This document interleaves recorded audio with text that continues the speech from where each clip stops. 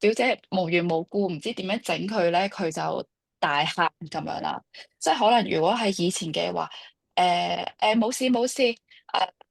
唔使喊咁樣啦，即係可能好大路就係咁樣識得講呢啲嘢。但係咧，我而家即刻就會諗到唔可以咁樣講，即係即刻我就會抱起佢，媽咪媽咪好感受到你頭先家姐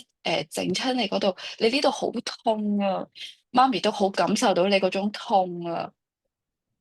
即係可能我未必話，即係我唔係好識講嘢，即係，但係我會好多時候，媽咪真係，媽咪我喺呢度都感受到，我真